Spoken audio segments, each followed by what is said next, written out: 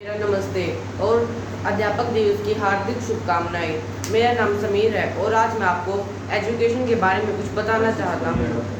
मैं आईसीएस बलियाना में पढ़ता हूँ। आज मैं आपको एजुकेशन के बारे में बताना चाहता हूँ। एजुकेशन हमारे लिए कौन सी एजुकेशन सही है, कौन सी गलत है, हमारी एजुकेशन कौन सी भाषा में होनी चाहिए, कौन सी भाषा में नहीं होनी चाहिए। क्या आपको पता है कि हम जो आज शिक्षा ले रहे हैं वो शिक्षा हमें किसकी दी गई है? अगर आपको नहीं पता तो मैं बताता हूँ। आज जो हम शिक्षा ले रहे हैं वो मैकॉले की दी गई हुई है। मैकॉले यह शिक्षा है, यह मैकॉले ने हमें दी थी और जो उसने शिक्षा दी हम आज तक वही पढ़ते आ रहे हैं। पढ़ते नहीं, हम रटते आ रहे हैं, हमें रटवाया जाता उसी शिक्षा के बारे में। और जो उसने हमें शिक्षा दी वह बहुत ही घटिया शिक्षा थी, बहुत ही खराब रद्दी शिक्षा थी।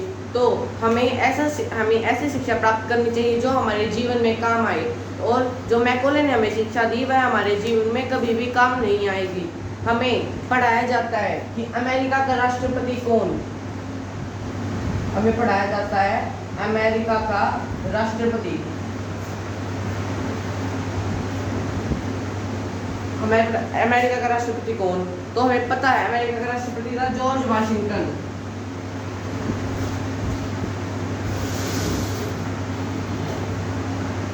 जॉर्ज वाशिंगटन वो अमेरिका का राष्ट्रपति। हमें क्या लेना देना जॉर्ज वाशिंगटन से? आपको पता है अमेरिका के जितने भी राष्ट्रपति बनते हैं हमको पता है। क्या आपको ये पता है आपके घर का राष्ट्रपति कौन है? किसी को नहीं पता। हमें दुख आता है बहुत जब हमसे कोई हमारे घर का राष्ट्रपति पूछे। किसी को पता अपने घर का राष्ट्रपति का नाम? अपने दादा के अलावा हमें किसी का नाम ही नहीं पता होता। हमें उसके पिताजी का क्या नाम था, उनके पिताजी का क्या नाम था। और हम अमेरिका का याद करते हैं तो अमेरिका का राष्ट्रपति रहेगा, हमें क्या काम आएगा? वो कुछ काम नहीं आएगा। और मैं आपको एग्जांपल देता हूँ। हमें पढ़ाया जाता है कनाडा के बारे में। कनाडा के बारे में पढ़ाया जाता है कि कनाडा की जलवायु कैसी है। कनाडा की जलवायु के बारे में पढ़ाया जाता है। क्या हम कनाडा नहीं चाहते? कनाडा यहाँ नहीं आता तो हमारे क्या काम की वो शिक्षा? कुछ काम की है हमारी वो शिक्षा। तो कनाडा की हमारी शिक्षा कोई काम की नहीं है, वो हमारी जिंदगी में कभी काम नहीं आएगी। और हमें कनाडा यहाँ नहीं आएगा, हमें वहाँ नहीं जाना, तो किस काम की वो शिक्षा?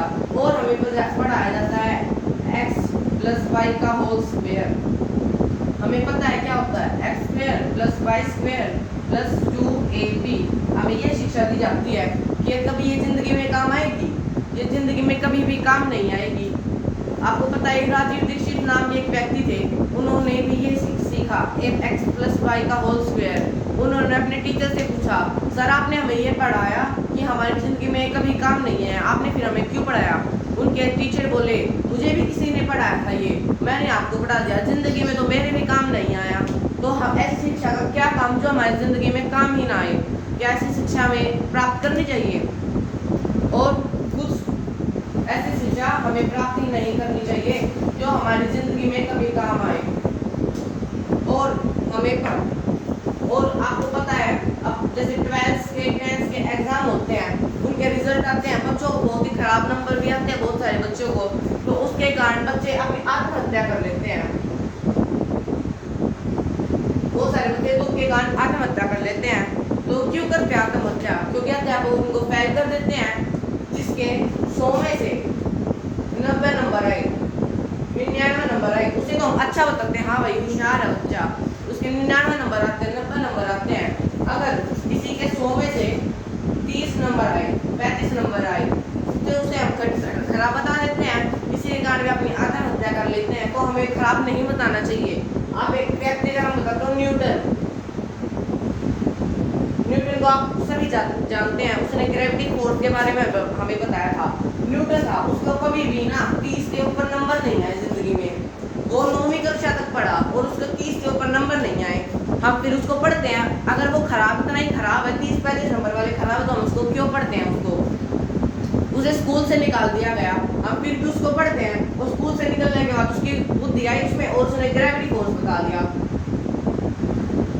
ग्रेविटी फोर्स के बारे में न्यूटन ने बताया। तो सब यही सोच रहे थे 30-35 नंबर आते क्या सीख रहा है बच्चा, जिंदगी में क्या करेगा? तो उसके 30 नंबर से ऊपर नंबर नहीं आए तो फिर उसने ग्रेविटी फोर्स बता दिया। क्या फेल कर देना ही सब कुछ है?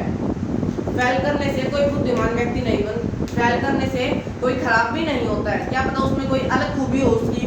और अब क्या डिग्री और ज्ञान एक ही है? डिग्री और ज्ञान में कोई महत्व है या नहीं है? ज्ञान और डिग्री कभी बराबर नहीं हो सकती। ज्ञान हमेशा ऊंचे पद पर है और डिग्री हमें नीचे पद पर होती है। इसी का मैं आपको एग्जांपल देता हूँ। एक व्यक्ति थे घनश्याम दास बिरला,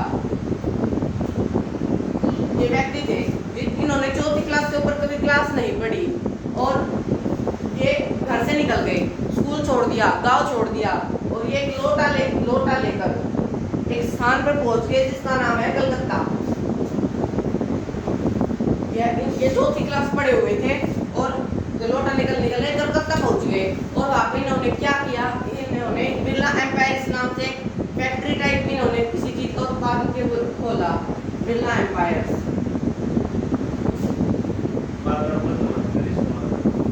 बिरला एम्पायर्स के नाम से इन्होंने एक कारखाना खोला। तो आज वो आपको पता है आज वो कारखाने की कीमत कितनी है? आज उस कारखाने की कीमत है 4 करोड़ 4,000 करोड़। ठीक है, तो 4,000 करोड़ उसकी कीमत है। तो एक चौथी क्लास पढ़ी थी उसने और फिर भी उसने एक इतने बड़ी कारखाना खोल दिया बिरला एम्पायर्स के नाम का। 4,000 करोड़ कोई कम कीमत नहीं होती। तो इसी से हमें पता चलता है कि डिग्री और ज्ञान कभी एक समान नहीं हो सकते। ज्ञान हमेशा ज़्यादा होता है, डिग्री से हमें कुछ हासिल नहीं हो सकता। डिग्री मान लो किसी को डिग्री मिल गई, डॉक्टर बन गया, कुछ भी बनता है, तो उसके पास ज्ञान ही नहीं होगा तो वो काम क्या करेगा? कोई काम कर सकता है जब किसी व्यक्ति के पास डिग्री ही नहीं होगी? तो मैंने आपको ये बताया। तो अब हमारी शिक्षा व्यवस्था कैसे होनी चाहिए आपको पता हो तो? हमारी शिक्षा व्यवस्था ऐसे होनी चाहिए जिसमें बच्चा सीखे, जिसमें बच्चा रटे नहीं, सीखे, जिसमें ज्ञान को महत्व दिया जाए, डिग्री को कोई महत्व नहीं दिया जाए। तो हमें शिक्षा में सुधार करना चाहिए। और जो हमारी शिक्षा व्यवस्था है वो आपको पता हो हमारी कौन सी भाषा में होनी चाहिए? हमारी शिक्षा व्यवस्था हिंदी भाषा में, क्योंकि हिंदी हमारी मातृभाषा है। ठीक है, तो हमारी जो शिक्षा व्यवस्था होनी चाहिए वो हिंदी में होनी चाहिए। ठीक है, और यह अंग्रेजी पर आधारित नहीं होनी चाहिए। अंग्रेजी पर कभी भी शिक्षा नहीं होनी चाहिए। ठीक है, और हिंदी हमारी मातृभाषा भी है, अंग्रेजी विदेशी भाषा है, तो हमें उसको आधारित नहीं करना चाहिए अपनी शिक्षा व्यवस्था में। ठीक है, तो एक अंग्रेजी कब आई? जब अंग्रेज आए तब अंग्रेजी आई। जब अंग्रेज चले गए तो अंग्रेजी भी चली जानी चाहिए। अंग्रेजी चले गए तो उनकी भाषा का यार क्या काम है? हमने क्यों रखा हो भाई, क्यों रखा हमने उनकी भाषा को? तो हमें अंग्रेजी को नहीं रखना चाहिए था। और आजकल क्या होता है, बच्चे को मारते हैं, मार के पीट के बोलते हैं कि अंग्रेजी सीखो। अंग्रेजों ने मार पीट के उन्हें अंग्रेजी सिखाई जाती है। और हिंदुस्तान के बच्चे क्या होता है, मैथ में पास हो जाते हैं, गणित में पास हो जाते हैं, एसएस बोलते सामाजिक उसमें पास हो जाते हैं, लेकिन इंग्लिश में पास नहीं हो पाते अक्सर बच्चे। तो क्या उनका हक है इंग्लिश में फेल होने का? उनका हक है, क्योंकि उनकी भाषा इंग्लिश नहीं है। इंग्लिश एक विदेशी भाषा है जो पढ़ने के लायक ही नहीं है। और अगर हम इसमें पास नहीं हो सकते, हम इंग्लिश में पास ही नहीं हो सकते, तो अंग्रेज हिंदी में पास हो सकता है? क्या कोई भी अंग्रेज हिंदी में पास हो सकता है? जब अंग्रेज हिंदी में पास नहीं हो सकता तो हमसे क्यों उम्मीद लगाए बैठे हैं भारतीयवासी कि हम इंग्लिश में पास हो जाएं? जब हमसे ये अपेक्षा लगाए बैठे हैं कि हम इंग्लिश सीख ले, इंग्लिश में पास हो। जब खुद अंग्रेज हिंदी में पास नहीं हो सकता तो हम इंग्लिश में क्यों पास हुई? हमारी भाषा है कोई? तो हमारी अंग्रेजी के पास शब्द ही नहीं है, तो वह भाषा किस चीज़ की हुई? वह भाषा अंग्रेजी एक बहुत ही रद्दी भाषा है। ठीक है, जैसे अंग्रेजी आपको नहीं पता तो मैं बताता हूँ अंग्रेजी कब आई। अंग्रेजी आई थी 5वीं शताब्दी में। 5वीं शताब्दी में अंग्रेजी आई, लगभग 1500 साल पहले, मुश्किल से 1500 साल पहले अंग्रेजी आई थी।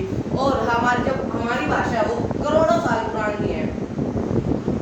जैसे हमारी भाषा हिंदी है, संस्कृत है, तेलुगु है, मराठी है, ये कितने साल पुरानी है। इसलिए हमें इन्हीं भाषा को पढ़ना चाहिए। और जैसे इंग्लिश वालों को इंग्लिश के कुछ शब्द ऐसे हैं उन्हें उनका मतलब ही नहीं पता होता, तो वो कहा कि इंग्लिश बताएंगे, क्यों कहा कि इंग्लिश बता सकते हैं वो। तो जैसे एक मैं आपको शब्द बताता हूँ, केमिस्ट्री इंग्लिश का शब्द है, इंग्लिश का है, इंग्लिश का एक शब्द है केमिस्ट्री। उसमें CH का मतलब आपको पता है, CH का उसमें मतलब है केमिस्ट्री में का, CH का मतलब का है। तो हम एक बार इसको ठीक मान लेते हैं, मान तो रहे ठीक है CH का मतलब का है। एक वर्ड है इंग्लिश में चोपड़ा, तो इसमें भी CH का मीन्स का होना चाहिए। हम इसको तो चोपड़ा बोलते हैं, इसको केमिस्ट्री बोलते हैं, या तो फिर हमें इसको कोबरा बोलना चाहिए, हमें इसको कोबरा बोलना चाहिए, या फिर वो गलत है, या फिर ये गलत है, या फिर उसको केमिस्ट्री बोलना चाहिए, या फिर इसको चोपड़ा बोलना चाहिए। इसको हम चोपड़ा बोलते हैं तो इसको कोबरा बोलो फिर, या फिर वो गलत है।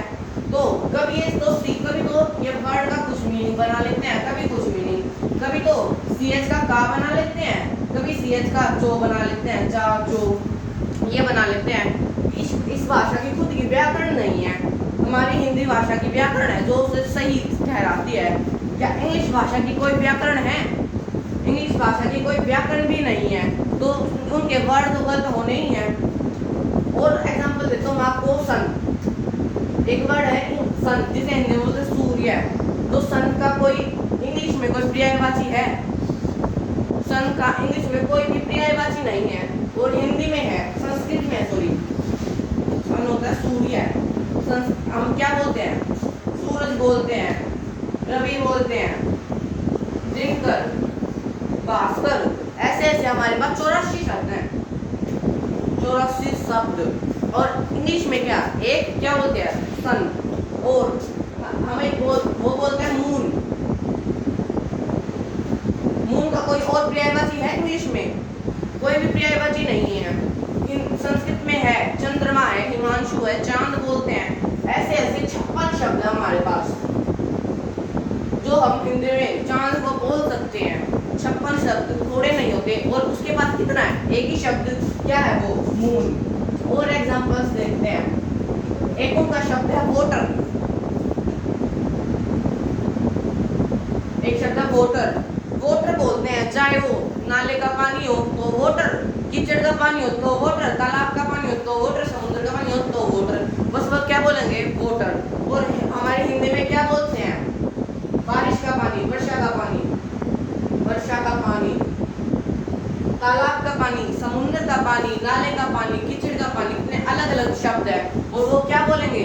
Simple voter.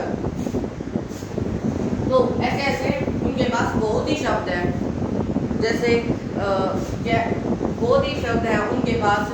और अंग्रेजी इतनी गरीब भाषा है, अंग्रेजी बहुत ही गरीब भाषा है, उनके पास शब्द ही नहीं है।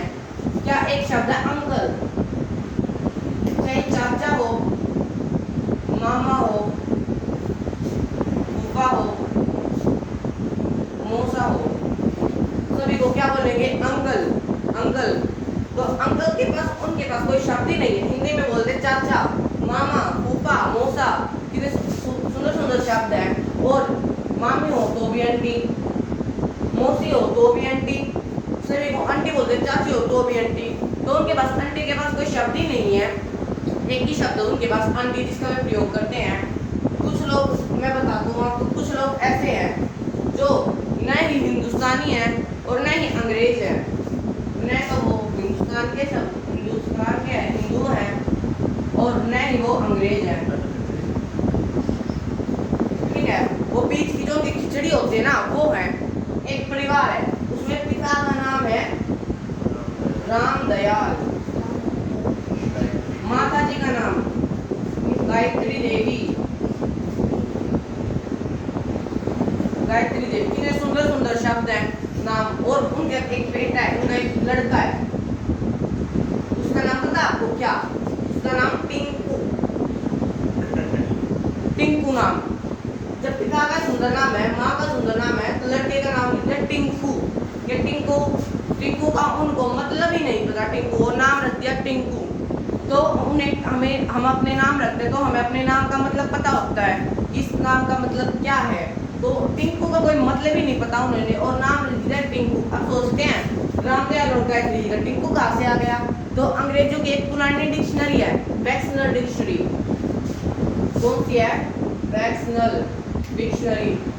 उसमें उन्होंने टिंकू का मीन देखा, टिंकू का मीन निकला आवारा लड़का,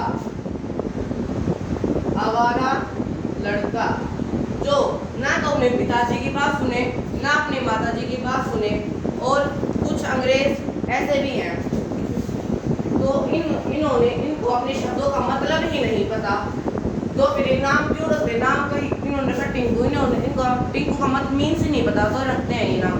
वो कुछ अंग्रेज होते हैं, किसी के मान लो कोई मेहमान आया है, वो भी उसके सामने बोलेंगे she is my wife, she is my missus, she is my Mrs.